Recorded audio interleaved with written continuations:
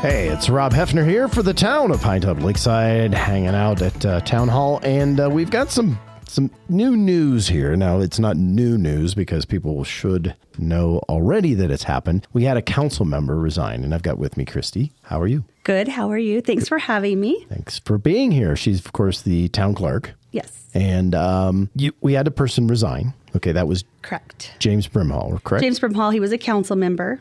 Yeah. Okay. And he was elected in the last election that happened in 22. Okay, in 2022. Mm-hmm. Okay, so when somebody resigns, they leave an opening. Correct. On the town council, and it has to be filled. Right. So when a council member leaves a seat open before their term ends, we can take applications for people who are interested in being appointed. They're not elected, they're appointed because they are appointed by the mayor and rest of town council members. So they can come and see the town clerk and fill out an application, give me a letter of interest, which I have, they can sign, and then we'll take them before council and they interview in the public. And if whoever gets the most votes gets appointed to cover the rest of the term, unless there's an election coming up. So they have to run for the rest of the term in the upcoming election. So let me see if I say this right. Okay. The person that gets appointed is going to replace this individual, James, and he had a 4-year term. So correct. they'll fulfill his seat. Yes. But there's a caveat. They have to run immediately at the next election. Correct.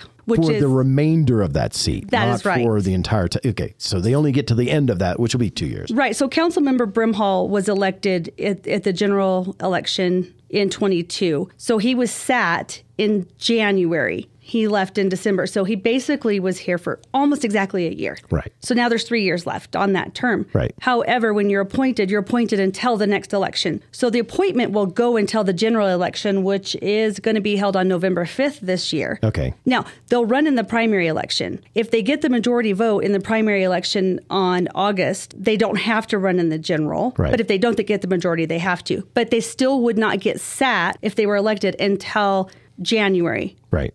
So to be clear, I want to make sure, because you said this year, some people will listen to this in I'm going to just describe this. So in 2024, correct. That year. So if you listen to this in 23, obviously there's nothing before, but 24. So it's in this next year cycle, which is sort of already begun. Yes. So if someone is appointed and they want to continue the seat past the election, they will have to run. So they'll cover this year. They'll be appointed. Yeah. Then they'll have to run to cover the remaining 2 years to fulfill the 4-year term. There may be other people who run against them in that election. So they'll have to run and win that election. Right. Okay. For the people who are interested in applying for the open spot, there's some dates, right? Yeah, so it's open now. I have applications here at Town Hall that they can come in. They need to see me or Mackenzie, the deputy clerk, and we'll have them sign a letter of interest, take the application. They do not have to get signatures for this. Right. They can bring back the application and a resume. I need it no later than January 5th at 5. I put a 4 o'clock cutoff time. I'm here till 5. Right. But I appreciate having it before I leave at 5. And if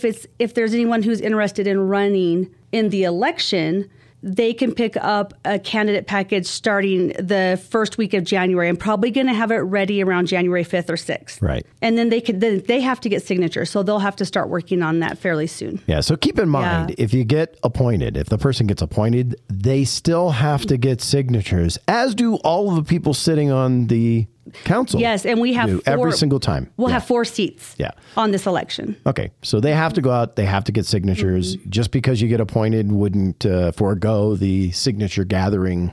No, they have to go through it like they're a brand new candidate, just like everyone else. Well, like a brand new candidate or like a returning candidate. Exactly. They all have to do it every single time. Okay. Yeah. Anything else people should know?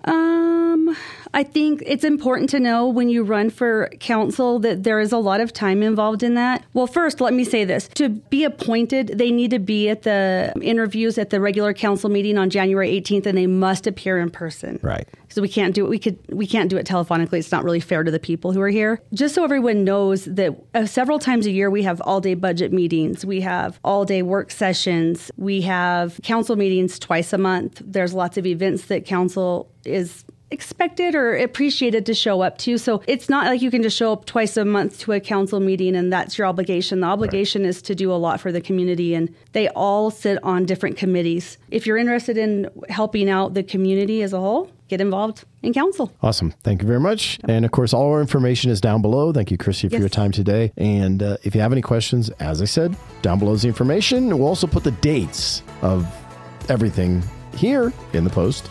I'm Rob for the Town of Pinetop-Lakeside.